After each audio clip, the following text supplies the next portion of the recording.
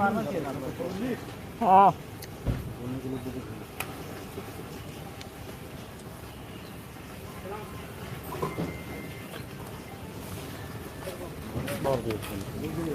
हो गया, थोड़ा सा ठीक है, रेडी। हाँ कैसे भी बताइए। भगवान बोल दिया भैया कि तेरा व्यक्तिगत तौर से आपके लिए दावत पूरी कर दो। आदरणीय रघुवंश बाबू जी, हम सब लोगों के अभिभावक रहे और पार्टी के एक मजबूत स्तंभ, एक प्रखर समाजवादी नेता, गरीबों की आवाज़ और ख़ास तौर पे हमारे पिता से जो संबंध रहे, उनके पिता के नहीं रहने के बाद जो मार्गदर्शन, जो गाइडलाइंस जो उनका रहा, हम कभी अपने आप को अकेला नहीं समझते थे। आज उनके निधन की खबर सुनकर के हम लोग सब लोग जो है मर्माहत हैं, दुखी हैं और कोई शब्द नहीं है जिस शब्द को हम लोग जो है व्याख्या कर सके। लेकिन लंबे समय से कोरोना पॉजिटिव होने के बाद तो निमोनिया की भी शिकायत थी। जब पटना के एम्स में जब भर्ती हुए तो हमारी बात हुई, डॉक्टरों से भी बात हुई थी। हम लोग सब लोग कामना करते थे कि जल्दी स्वस्थ होकर के, ठीक होकर के वापस आए। फिर आनंद फानंद में जब दिल्ली गए,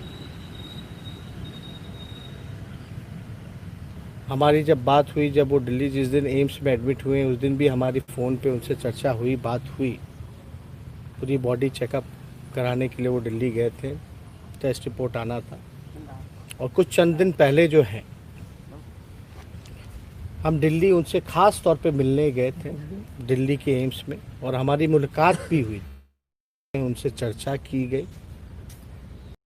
और हमने उनसे यही कहा कि आप जल्द स्वस्थ होकर के आप जल्दी वापस आइए। उन्होंने यही कहा कि हम जल्द स्वस्थ होकर के हम आएंगे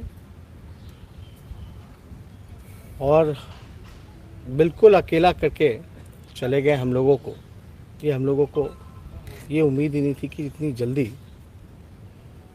ये खबर आएगी। लेकिन हालांकि हमारे जो डॉक्टरों से जो बातचीत लगातार चलती रही उनसे, तो हमको जो डॉक्टरों ने वहाँ के बताया कि उनको लंग्स कैंसर की समस्या रही, ये बात पता थी, लेकिन जो है पब्लिक पे ये मैसेज ना जाए कि उनको लंग कैंसर है, क्योंकि इलाज जो है वो चल रहा था। इसलिए हम लोगों ने इसकी चर्चा कहीं नहीं की और हमारा कर्तव्य बनता था, फर्ज बनता था कि उनसे मिले, क्योंकि ऊर्जा का केंद्र रहे वो। और कभी भी मतलब हमारा भी जो रिश्ता रहा, सामाजिक राजनीतिक चर्चाएं तो चलती ही रह करती थी, लेकिन एक पारिवारिक संबंध हम लोगों के बीच लगातार कायम रहा। इस मुश्किल घड़ी में जब हमारे पिता हमारे साथ शारीरिक रूप से नहीं रहे, रांची रिम्स में रहे, तो हमेशा ऊर्जा देने का काम, मनोबल को बढ़ाने का काम उन्होंने किया। मुझे याद है कि जब सरकार जब बदली, जब नीतीश कुमार जी ने इस्तीफ़ा देने का काम किया था, इस्तीफ़ा देने के बाद बीच में आप सब लोगों को पता है कि सीबीआई, ईडी, इनकम टैक्स का रेड जो पड़ा था, तो सबसे पहले आदरणीय रघुवंश बाबू ने आकर के हौसला बढ़ाया था। उस समय भी आदरणीय लालू जी रांची के कोर्ट के ट्रायल में वहाँ थे, तो कभी भी ऐसा नहीं लगा कि हम लोगों अकेले हैं उनके रहते हुए में। और हम लोग जब चर्चा चल रही थी एम्स में, तो ऐसा लग नहीं रहा था कि ये स्थिति आएगी, ये नौबत आएगी।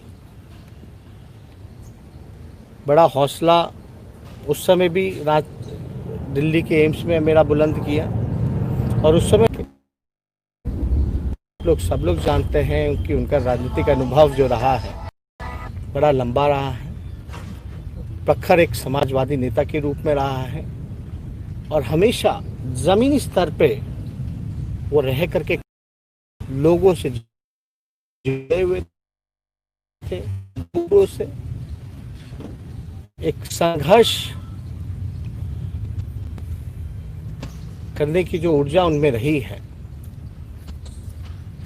वो हम लोग कभी भी इनकार नहीं कर सकते। उनसे काफ़ी कुछ हमको सीखने को मिला, इसलिए बड़ी दुख की बात है।